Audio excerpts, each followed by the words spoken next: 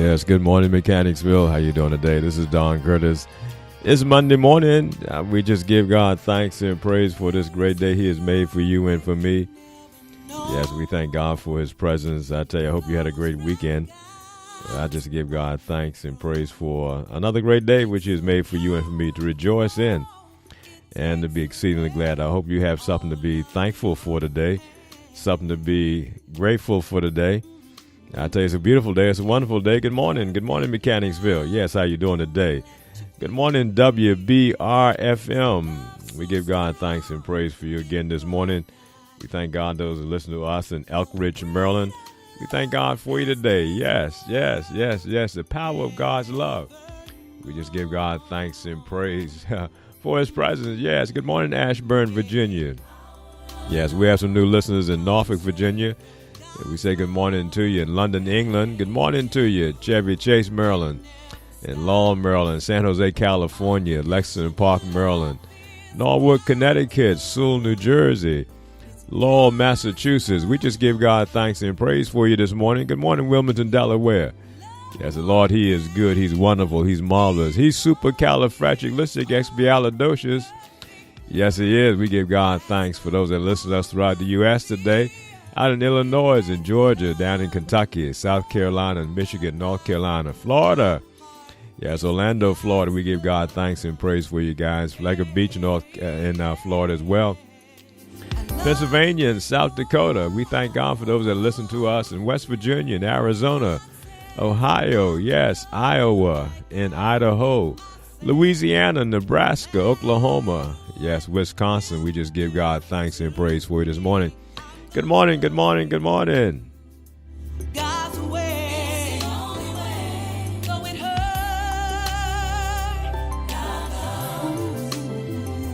though He suffered wrong, He loved us. Though they nailed Him to the cross, God loved us, He loved us. Power of love, power of love.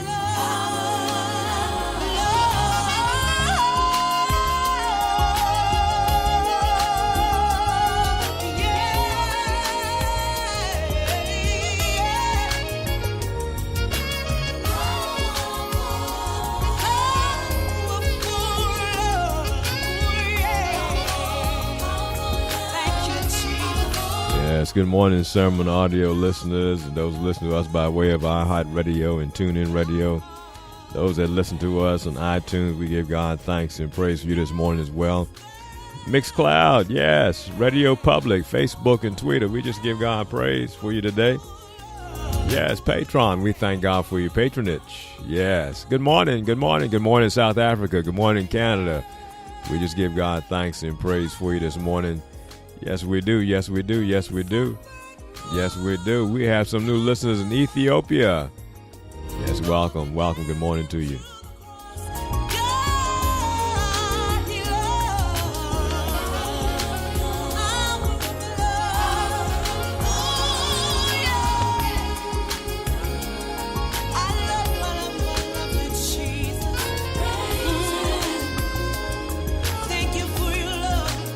Yes, give Him thanks, Kathy. Give Him thanks, Kathy. Kathy Duckett from out of Fort Washington, Maryland. We thank God for her ministry to the body of Christ.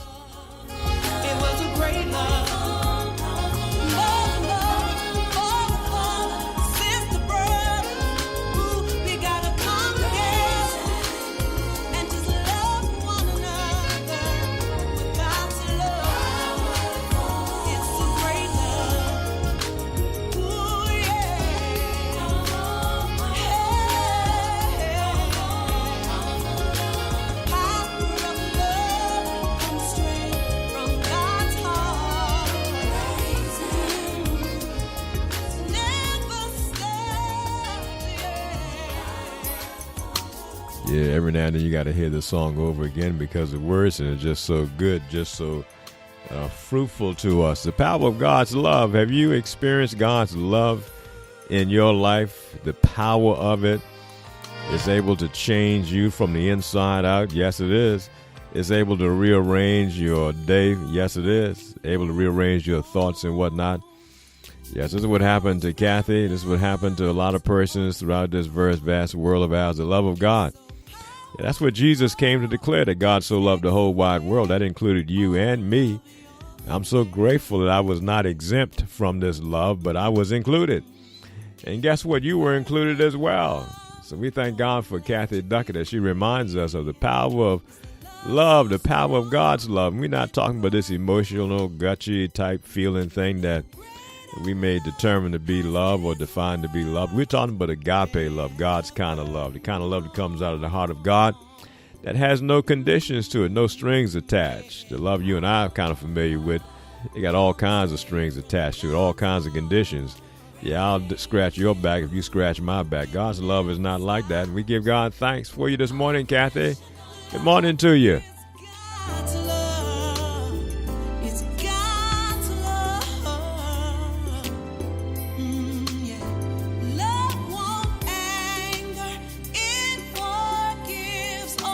Yes, it forgives everything. Yes, it does. Cast out every fear that you have. No more fear because of the presence of God's love in you and in me. It's God's love. Hey, yeah. I love you with all. God says I'm to love you like I love myself. No matter what you do to me, I'm gonna love you. Yeah, that no matter what you do, no matter what you do, no matter what you do, gonna love you anyway, because that's just the way God's love is. That's the power of God's love. Human love can only go so far. It's not that strong. It's not that powerful. But the love of God, it is powerful. Yes, it is. God loved us, He loved us. Power of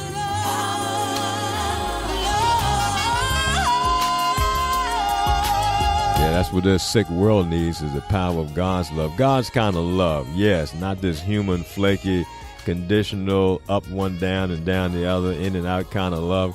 God's kind of love. He forgives you and me. Yes, He does. Thank you, Jesus. Oh, the power of love comes straight from God's heart. It never stops. Yeah, you might have faith, you might have hope, but the greatest of all these is love itself. Love never fails. It's always there. Yes, it is. And we just give God thanks and praise that He has poured out His love in our hearts. Yes, and we give God thanks and praise that He has loved us that way.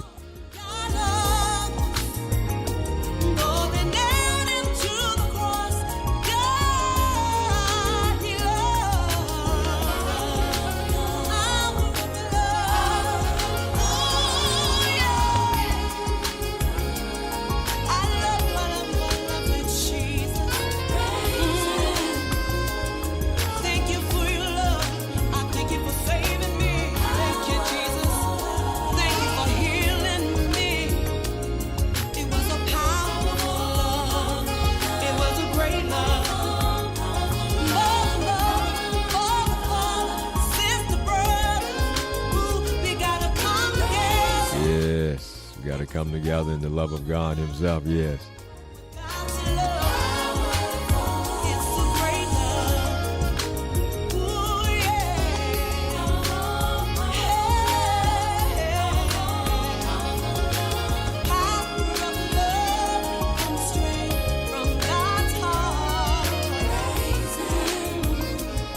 Yes, this power of God's love that comes straight from His heart. Yeah, it's not watered down. It's not filtered whatsoever. I tell you, it's just a magnificent love that God has for you and for me. I can't get over the fact of just how He makes known to us this kind of love that He has for you and for me. I tell you, we started this off several weeks ago just looking at Jesus' conversation with Nicodemus.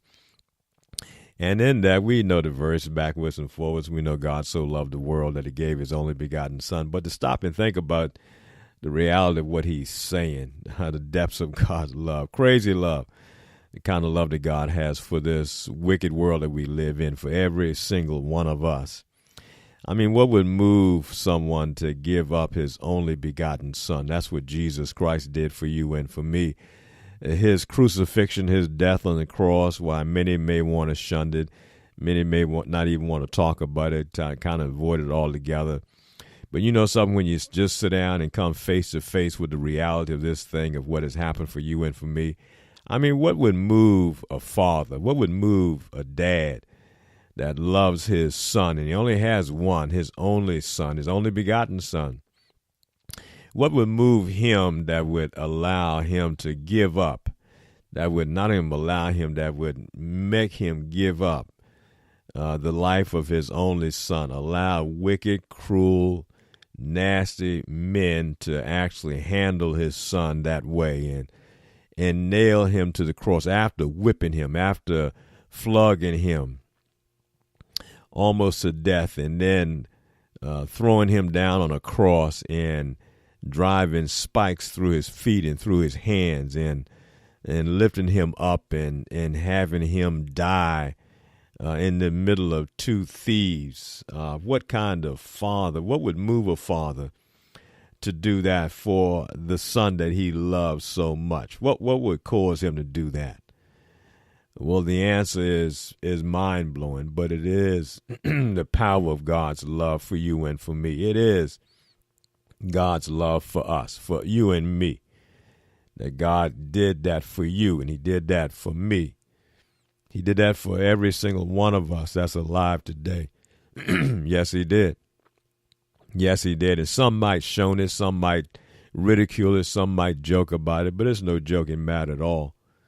When you just stop and take time to consider what moved him, and the only thing that did move him to do that for you and to do that for me was his great love that he has for us, for you and for me. And when we find ourselves in the midst of that love, in the midst of that kind of expression of deep love for you and for me and for every single one of us, it'll revolutionize your life. The problem I believe that we have is that we really don't understand this tremendous love that God has for us. We make it so superficial because human love is so superficial. People fall in love and fall out of love. People get married, people get divorced. Yeah, people love and people hate. Yes, and so it's just superficial. It's weak. But the kind of love that God has for you and for me, it is a strong kind of love. It's the kind of love that changes lives, changes nations. It changes the whole wide world. Yes. And popular song some years ago, many years ago, what the world needs now is love, sweet love. It's right on. It hits the mark. It hits the mark. That's what every single one of us needs to experience and receive this great love that God has for you and for me. I hope you've received it. I tell you, it has been a revolutionary, life-changing thing for me to embrace God's love for me, and I'm just now growing and understanding just how much that love is, how broad it is, how wide it is, how deep and how long it is. And to really become familiar with the fact that there's no strings attached, it's unconditional. In fact, this is the only kind of love like this you'll find anywhere, where there's no strings attached whatsoever. There's no conditions. It's not based on your performance or lack thereof. But it's simply God just loving you because that's who he is. Agape love. Yeah, not a human love, but agape love. It's divine. It is from another place altogether. And again, we are just so grateful and thankful for Christ because he's the one who demonstrates his love to us in so many different ways. And as we just follow his life some, you and I will discover the magnitude of God's love for you and for me. And we've been in the Gospel of John for some time, and we've been in the first chapter, second chapter, third chapter, fourth chapter, just kind of looking at different things. And now we're in the fifth chapter, and there's a parable, a story that you and I have heard before, I'm sure. But we just want to just look at it just for a moment or two. And in the midst of this, we're talking about God's love and how it's demonstrated, how it's shown. And I tell you, we just give God thanks again for his love for you and for me. It says a certain man was there in and had an infirmity for 38 years. This guy was sick for 38 years. And when Jesus saw him lying, knew that he had been such a long time in that case, he said to him, "Will thou be made whole?" That's an interesting question that Jesus asked this guy. You want to be made whole? You want to stop being sick? And this impotent man answered him, said, "Sir, I have no man when the water is troubled to put me into the pool, but while I'm coming, another step down before me." And Jesus said unto him, "Arise and take up your bed and walk." Yes, and immediately the man was made whole and took up his bed and walked on. And on the same day, that was the Sabbath. You'll find that Jesus just does things we've talked before about just outside of the norm. It's, on the Sabbath day, back during that time, tradition was you couldn't do any work at all. And the Jews, they were just upset about that. It says the Jews therefore said unto him that had been made whole, "It is the Sabbath day. It is not lawful for you to carry your bed." Jesus had healed this guy, and he told him to rise and take your bed and walk. And he did exactly what the Lord told him to do. Because these guys were so indoctrinated with traditions of their church and that sort of thing, they say, "Hey, man, it's not lawful for you to be carrying your bed on the Sabbath day. You're violating the Sabbath day." But the amazing thing about this is how Jesus, again, he comes as this certain man, a man with no name, just an ordinary fellow who had this sickness for over 38 years. And Jesus asks him, does he want to be made whole? And I tell you, this to me is just an indication of God's desire for you and for me. God's desire for you to prosper, to be in health, even as your soul prospers. God desires for you and for me to be whole in every part of our life, to be whole in every area of our life. And he comes and he sees this man who's not whole in his physical being and whatnot. I might be talking to someone, maybe going through some difficulty, and I tell you, I can share this myself. I've had been diagnosed with colon cancer, stage 2 and 3, for the last 3 or 4 years, and I thank God for His healing power and virtue and whatnot that He has bestowed upon me. Because right now I don't have that tumor any longer, and I tell you, the love of God is such that He desires for you and for me to be made whole in so many different ways. And He does some unusual ways in which He makes this happen. I thank God for doctors and nurses and medicines and hospitals and clinics and things of that nature that make us heal and helps us in this kind of way. But, God can also do miraculous kinds of things. Yes, He can. I'm a testimony of that. I did one time had a tumor, but it's no longer there. It's not there any longer, and I just give God thanks for that. But here is this man, and Jesus says to him, He says, "Look, you don't have to go through the process that everybody else around you are going through." He says, "Arise, take up your bed, and walk." And immediately the man was made whole and took up his bed and walked on the same day. The day was a Sabbath day. And I thank you. I'm just so grateful that God doesn't confine Himself to religious frameworks and those kinds of things, that God desires to make your life whole and make my life whole as well. And we've characterized Christ as being somewhat radical. His teaching is radical. His life is radical. And I tell you, when you and I begin to embrace more and more just how radical He is, He can do some radical things in your life and in my life. And in fact, if you've been born of the Spirit of God, that's a radical thing to happen right there. When you have a mindset that, look, God is your Father, He's your dad, that's a radical thing that has happened already. That you no longer just see Him as God far and distant from you as the man upstairs, but now you see Him as your Father. He's your dad. You're born of His Spirit. And I tell you what a radical thought that is for you and for me. To realize that God is our Father. Yes, He's our dad. I hope that's true for you. I hope you can say that with great conviction, that you know that you've been born of the Spirit of God. And so therefore you can say, look, God is my daddy.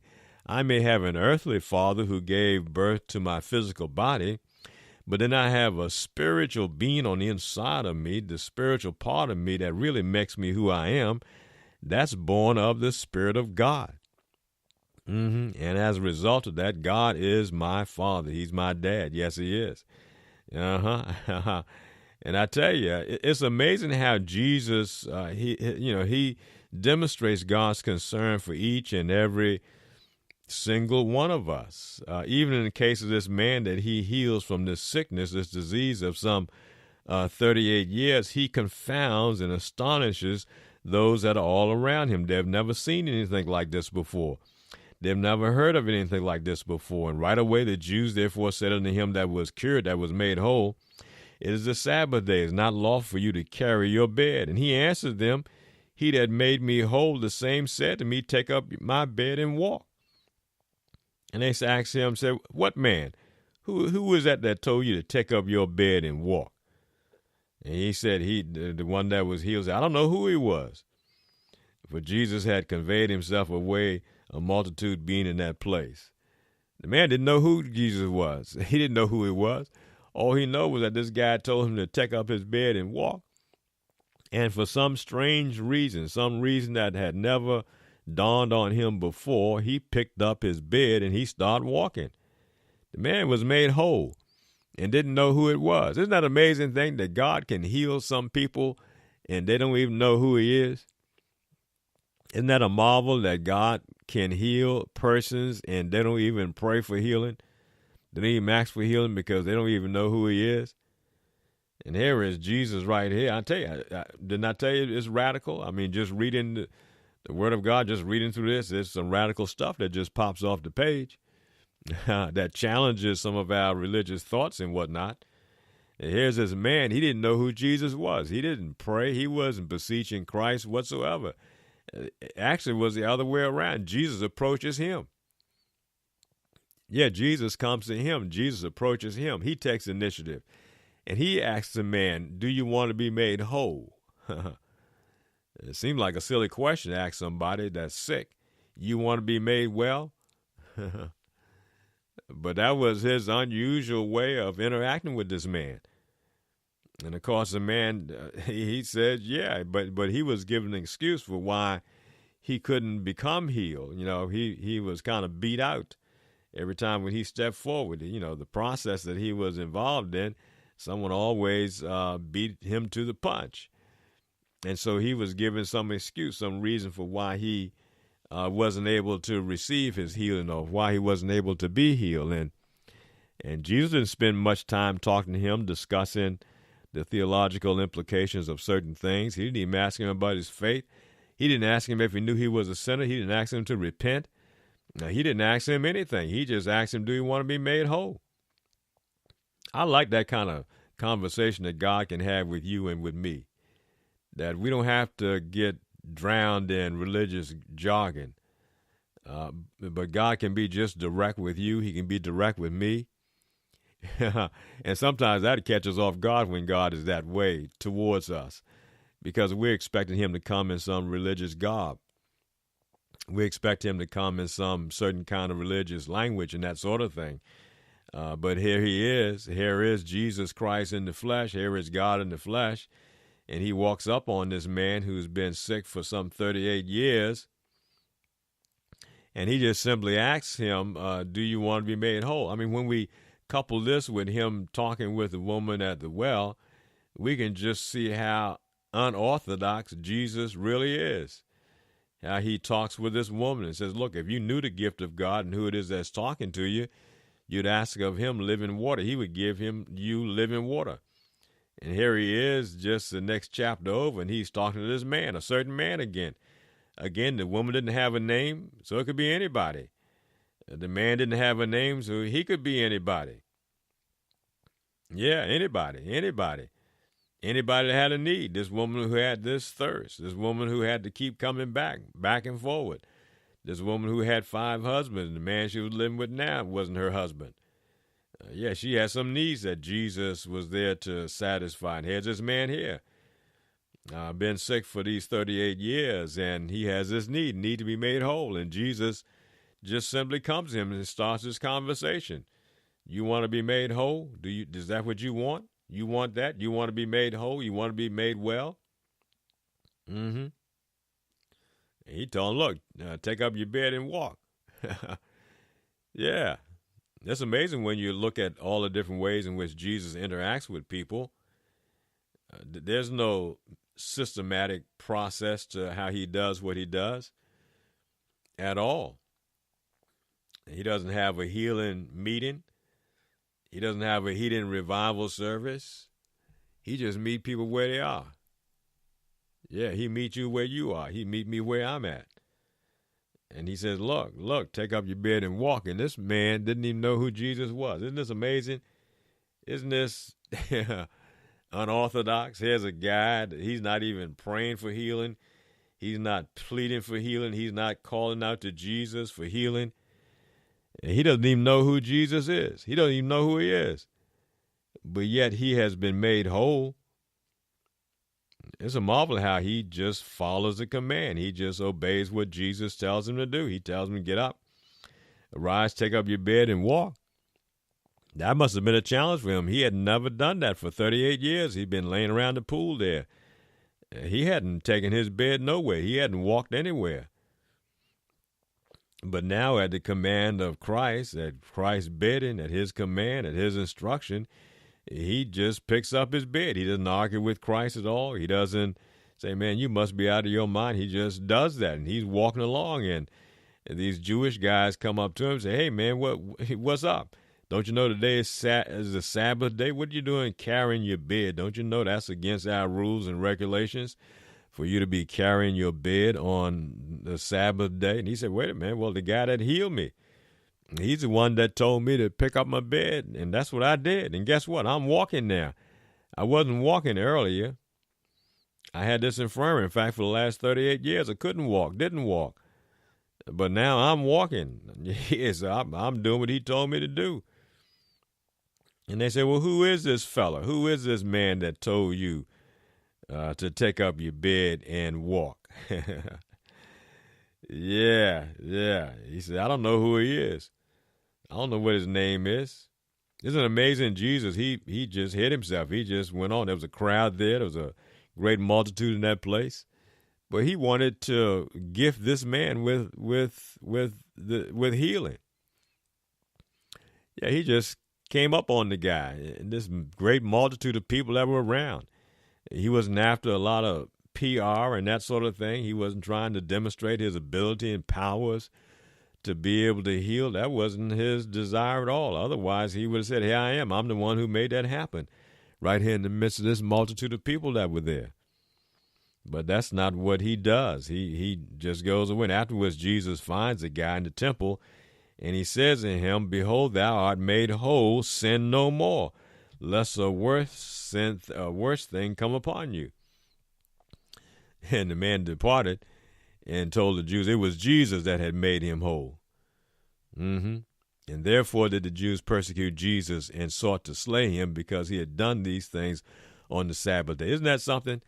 Yeah, they want to kill him now simply because he healed this guy on the Sabbath day. They were more concerned about their religious tradition of not doing anything on the Sabbath day than they were about this man being made whole, being restored. They were more concerned about their religious tradition than they were about this man being healed. But I tell you, I thank God for his love, that he doesn't succumb to religious traditions and ways and systematic ways in which men might operate. God just does what he wants to do. Yes, he does, because he's God, and he does this because he has this great love for you and for me. Yes, the power of God's love. I tell you, it doesn't take long for time to go by fast this morning. So we just give God thanks and praise for you. Good morning to you. Good morning, Mechanicsville. I hope you'll be praying for your community today, your neighborhood, wherever you live at.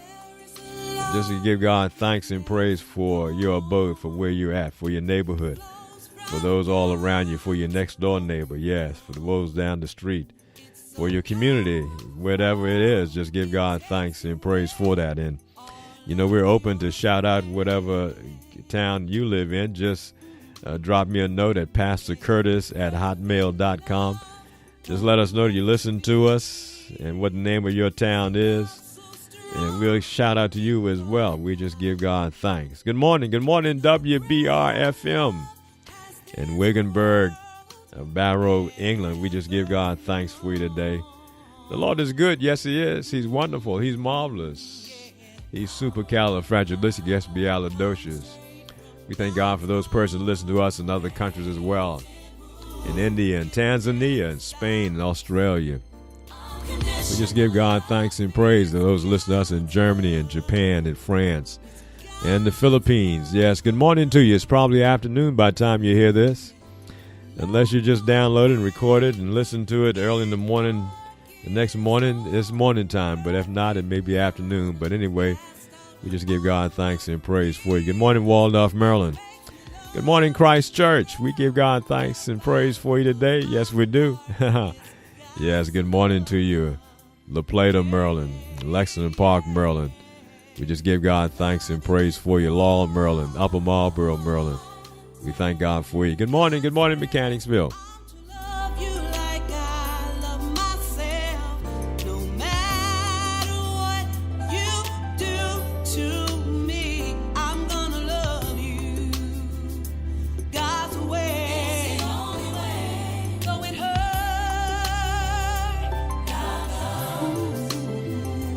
though he suffered wrong, he loved us. Though they nailed him to the cross, God loved us. He loved us. Power of love. Power of Thank you, Jesus. Oh, the power of love comes straight from God's heart. It never stops. Powerful love.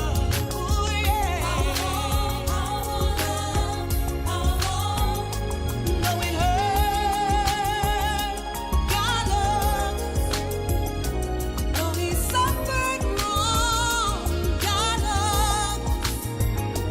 Though they nailed him to the cross, God, he loves us. Power of love. Oh, yeah. I love you, Jesus. Thank you for your love. I thank you for saving me. Thank you, Jesus. Thank you for healing me. It was a powerful love.